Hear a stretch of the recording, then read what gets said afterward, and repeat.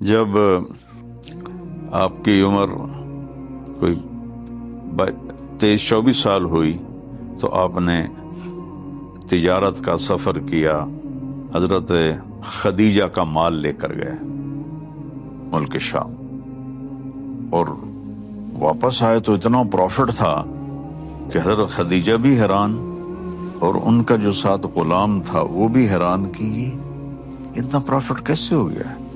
تو اس نے کہا یہ بہت سچا آدمی ہے، بہت دیانتدار آدمی ہے، تو اس نے ایک پائی ادھر ادھر نہیں کی۔ پہلے تیرے نوکر ادھر ادھر کر دیتے تھے، پھر دوسرا سفر کیا، اس میں بھی اتنی ہی زیادہ پروفٹ ہوا۔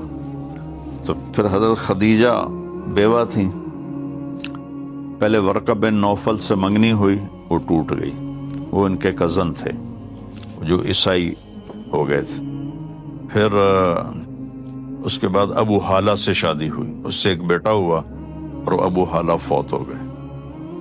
پھر اس کے بعد ابن عابس سے شادی ہوئی، اس سے بھی اولاد ہوئی، مجھے یاد نہیں بیٹی کے بیٹا، وہ بھی فوت ہو گئے۔ تو 2 دفعہ بیوہ ہو چکی تھی۔ ان کے اندر خیال آیا کہ میں ان سے شادی کروں، تو انہوں نے اپنی باندی کو بھیجا کہ جا کے محمد کو تیار کرو صلی اللہ علیہ وسلم۔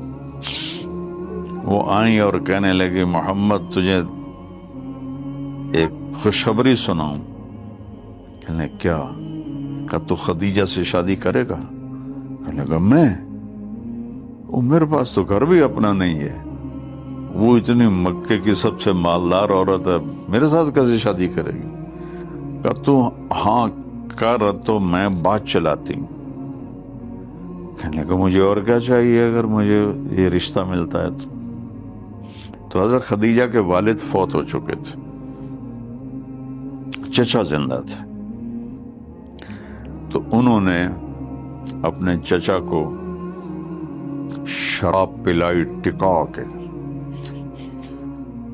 یا وہ پورے نشے میں چلے گئے نا، تو ان سے کہنے لگی چچا محمد بن عبداللہ میرا رشتہ مانگ رہا ہے، ہاں کر دو؟ کہ ہاں کر دے۔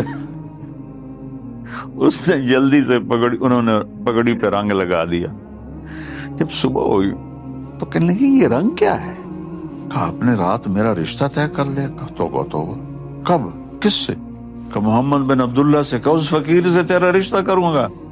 کہا چچا سارے مکے میں خبر پھیل گئی ہے، اب آپ سردار آدمی ہیں، یہ دیکھو یہ رنگ بھی لگا ہوا، اگر آپ نے انکار کیا تو آپ کی شان میں کمی آ جائے گی۔ تو اس طرح حضرت خدیجہ رضی اللہ تعالیٰ عنہ نے منایا اپنے چچا کو۔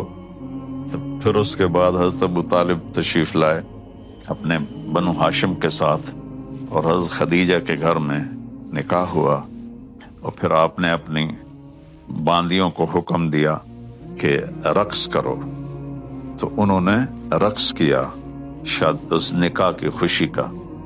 تو اس کے بعد جب آپ اٹھنے لگے تو حضرت خدیجہ نے کہا کہاں جا رہے ہو؟ کب ہو گیا نکاح؟ کہا نہیں بیٹھو۔ نوکروں سے کہا 2 اونٹ لاؤ، 2 اونٹ ذبح کیے، کہا کہ یہ سارا اس نکاح کی خوشی میں مکے والوں میں تقسیم کر دو۔ تو اس طرح حضرت خدیجہ رضی اللہ عنہ وہ خوش قسمت خاتون ہیں جو آپ کی پہلی بیوی بنی، اور آپ نے ان کو اتنا پروٹوکول دیا کہ جب تک وہ زندہ رہیں دوسری شادی نہیں کی آپ۔ ان کی 40 سال عمر اور آپ کی 25 سال، اور آپ کے لیے تو سارے مکے کی کنواری لڑکیاں حاضر تھی۔ اللہ نے ایسا حسن و جمال دیا تھا، خاندانی شرافت سب سے زیادہ تھی۔ آپ نے فرمایا اللہ نے آدم، ساری کائنات میں آدم کی نسل کو چنا، پھر آدم کی چھانٹی کر کے اس میں سے عرب کو چنا، پھر عرب کی چھانٹی کر کے اس میں سے مضر کو چنا، پھر مضر کی چھانٹی کر کے اس میں سے قریش کو چنا، پھر قریش کی چھانٹی کر کے اس میں سے ہاشم کو چنا، پھر ہاشم کی چھانٹی کر کے اللہ نے میرا انتخاب کیا، میں تم میں سب سے عالی خاندان ہوں، سب سے عالی نسب ہوں، انا خیرکم ابا و نفسا۔ تو یہ ایسی شرافت تھی جو کسی کو بھی حاصل نہیں تھی۔ لیکن آپ نے 25 برس حضرت خدیجہ کے ساتھ گزار دی۔ حضرت عائشہ فرماتی ہیں کہ مجھے اپنی سوکنوں کے اوپر کبھی غیرت نہیں آئی، مجھے خدیجہ پہ غیرت آتی تھی جو مر گئی تھی۔ اور میں کہتی آپ کو ایک جوان بیوی مل گئی، آپ ایک بڑھیا کے پیچھے اتنا یاد کرتے ہیں۔